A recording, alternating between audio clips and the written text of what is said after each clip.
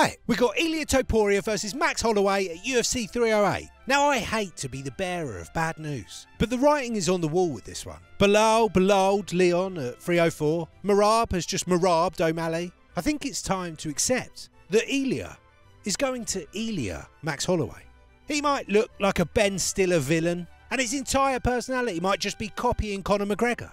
But sadly, this is his time. Right, so firstly, let's be honest about UFC 300. Max did look great in that fight, possibly better than ever. And I think it's safe to say that most people erred on the side of Gaethje was going to get it. But at the end of the first round, Max landed that spinning back kick on Gaethje's nose, which massively affected the rest of the fight. Now yes, it was Max who executed that kick. I'm not taking anything away from him. But without that kick landing perfectly at that time, I'm not sure that the fight would have gone that way. On top of that, Justin got poked in the eye really badly during that fight. And I'm not hating on Justin here, but he's also sort of near the end of his career, isn't he? And let's face it, his fight IQ is about one notch higher than Michael Chandler's. Yes, it was a good fight, and yes, the knockout was ridiculous. But let's settle down a little bit, yeah? People's predictions of Max versus Ilia are massively clouded by their love for Max and their dislike for Ilia. Look, I don't really like Ilia myself. He's obnoxious Conor wannabe. But the geezer is good. Don't forget, being a piece of shit has been proven to be one of the best bases for MMA. Max gets hit. Max is good at fighting at range and doing what he does. He's got great kicks and great boxing. Max might not be that old, but holy Hawaii has he been around having tough fights for ages. He's got more mileage on him than Conor's left nostril. Also, with all these knockouts that Ilia's been dishing out recently, I mean, he hit Bryce Mitchell so hard, he now believes in science. With all these knockouts, it'd be easy to forget that he's also great at wrestling with excellent jiu-jitsu. His striking's gotten so good that people forget he started off as a grappler. Plus, Max doesn't do great against shorter opponents. Nearly everything that Max does well isn't going to work on Ilia. Normally, when Max has the threat of a takedown, it's usually against someone that Max is much better than with the striking, so he can play his usual game and piece him up. Take Ilia's sharp, crisp, violent hands, and then add the threat of the takedown, and it doesn't look that great for Max. Not only that, but if Ilia does get him down, then Max is in even more trouble, because Ilia don't play around down there. And Ilia's not just going to catch Max either. He's going to dismantle Max, and then he's going to knock him out cold. And deep down, you all know it's true.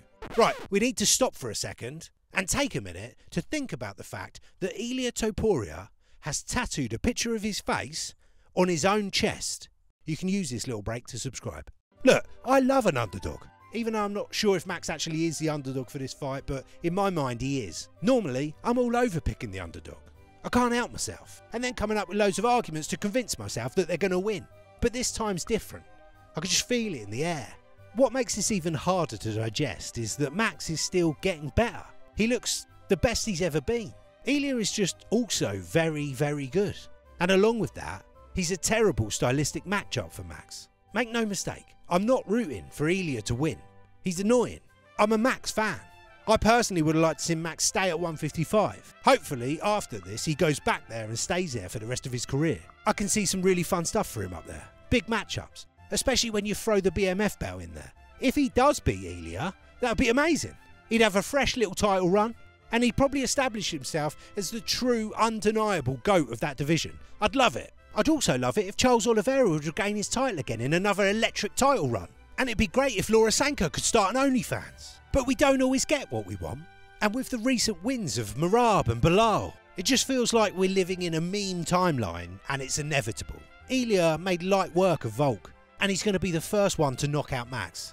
And after that, he'll have already beaten Max, Volk. There's not that many left. So a couple more defences, which he'll probably easily win because he's already taken out the toughest competition. And then there you go. He's arguably the featherweight GOAT. Brilliant. I pray that I'm wrong.